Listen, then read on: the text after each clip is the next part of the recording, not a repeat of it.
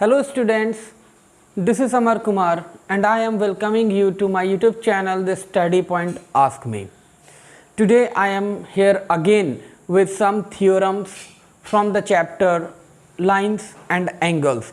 This is my fourth video from this chapter and I am continuously giving you some theorems.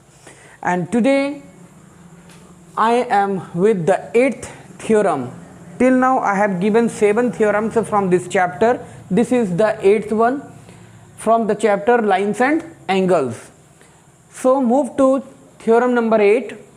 It is saying that if a transversal intersects two lines, अगर कोई transversal, here you can see T is the transversal, in the figure you can see intersect two lines, ये दो line को intersect कर रहा है. जैसे आप इस फिगर में देख रहे हो AB और CD, ये दो लाइंस को ये ट्रांसवर्सल जो है वो इंटरसेक्ट कर रहे हैं. AB को इंटरसेक्ट कर रहे हैं E पॉइंट पर और CD को इंटरसेक्ट कर रहे हैं F पॉइंट पर. तो अगर ट्रांसवर्सल कोई दो लाइन को इंटरसेक्ट करते हैं making a pair of alternate interior angles equal, तो यहाँ अल्टरनेट इंटीरियर एंगल्स जो है वो इक्वल ऐसा क्रिएट होगा. Angle 3 is equal to angle 5 और you can also say angle 4 is equal to 6.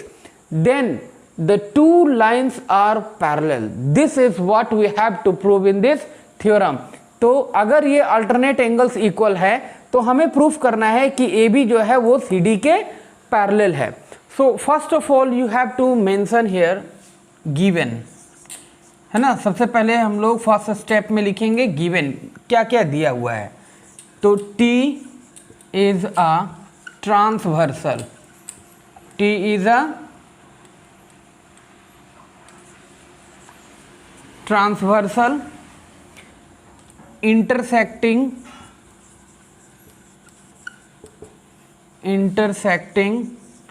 two lines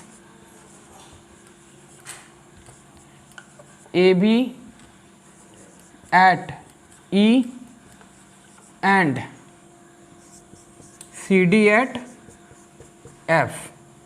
okay, तो हमें यहाँ से क्या मिल रहा है, angle 3 is equal to angle 5 as it is mentioned in the question.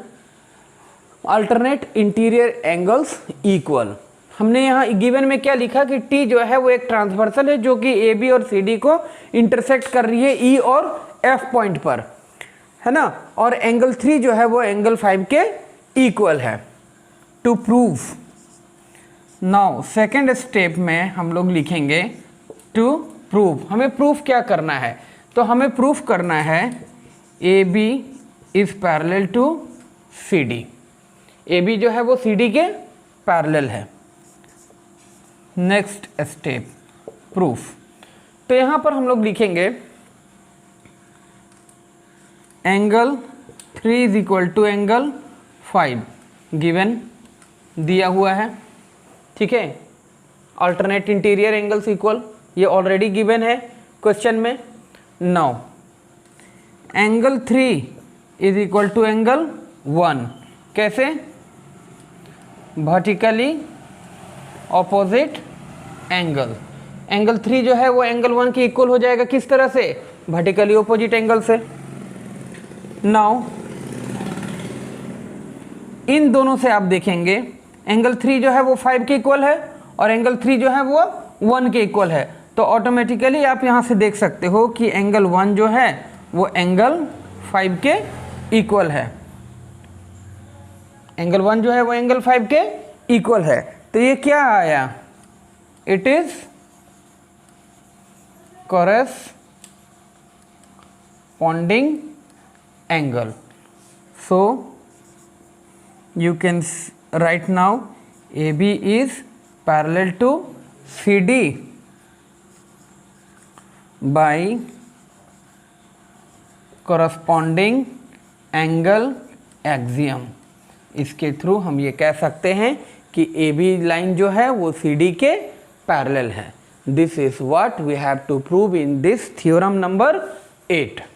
Now moving to the theorem number 9. अब थ्योरम नंबर 9 में हम लोग यहाँ देखेंगे कि if a transversal intersect two lines, अगर कोई ट्रांसवर्सल इंटरसेक्ट कर रहे हैं दो लाइंस को, such a way that a pair of consecutive interior angles are supplementary. तो यहाँ pair of consecutive interior angles में आप देख सकते हो angle 3 plus angle 6 equal to 180, और you can say angle 4 plus angle 5 is equal to 180 degree. Now what you have to prove here, तो आपको प्रूफ करना है कि ए बी जो है वो सी डी के पैरेलल है। So again first of all you have to write what is given, जो दिए गए हैं। तो यहां लिखेंगे T is a transversal cuts line AB and CD, AB at E and CD at F। तो अब हमें मिल क्या रहा है, तो angle 4 plus angle 5 is equal to 180 degree. तो ये चीज़ें जो हैं आपके ऑलरेडी क्वेश्चंस में दिए गए हैं कि T जो है वो एक ट्रांसवर्सल है जो AB को काट रहा है E पॉइंट पर और CD को काट रहा है F पॉइंट पर। तो अब जो यहाँ पर कंसेक्यूटिव इंटीरियर एंगल्स है, जैसे angle 4 plus angle 5 is equal to 180 degree. Now second step में आपको लिखना है टू प्रूव। आपको प्रूफ क्या करना है, तो we have to prove AB is parallel to CD। AB जो है वो CD के पैरेलल है। Now moving to next step proof. अब यहाँ प्रूफ में हम लोग लिखेंगे first of all angle 4 plus angle 5 is already given 180 degree. 4 plus 5 already क्या है, 180 डिग्री दिया हुआ है। अब देखिए students here BE extends on line T। BE जो है वो T लाइन पे स्टैंड कर रहे हैं, तो एंगल 1 प्लस एंगल 4 ये क्या हो जाएगा, 180 डिग्री हो जाएंगे। कैसे, by linear pair. Linear pair के थ्रू हम कह सकते हैं angle 1 plus angle 4 is equal to 180 degree. Now angle 4 plus 5 is equal to 180 degree और angle 1 plus 4 is also equal to 180 degree. तो अब आपको यहाँ लिखना है angle 4 plus angle 5 is equal to angle 1 plus angle 4, क्योंकि ये भी 180 के इक्वल है और ये भी 180 के इक्वल है, तो इन दोनों को हम एक दूसरे के इक्वल बता सकते हैं। तो यहाँ ये एंगल 4 और ये एंगल 4 क्या हो जाएंगे, कट हो जाएंगे। तो angle 5 is equal to angle 1, तो एंगल 5 जो है वो एंगल 1 के इक्वल हो गया, जो कि ये क्या है, कोरस्पॉन्डिंग एंगल। कोरस्पॉन्डिंग एंगल, ठीक है, ये क्या शो कर रहा है, कोरस्पॉन्डिंग एंगल। तो यहाँ अब आप लिख सकते हैं AB is parallel to CD। कैसे, तो by corresponding angle axiom. So this is what we have to prove in this theorem. यही था जो हमें इस थ्योरम में प्रूव करना था इन थ्योरम 9, कि अगर कोई ट्रांसवर्सल ABCD को काटता है तो इनके जो कंसेक्यूटिव इंटीरियर एंगल्स के सप्लीमेंट्री जो हैं, है ना, वो इक्वल होंगे। तो क्या AB और CD जो है वो एक दूसरे के पैरेलल हैं। You can see here a full explanation I have given about this theorem. So this is the last theorem of this chapter, lines and angles. So I have given all the important theorem which you have to read in this chapter. Now moving in future, I will provide you some most important theorems from class 10 students.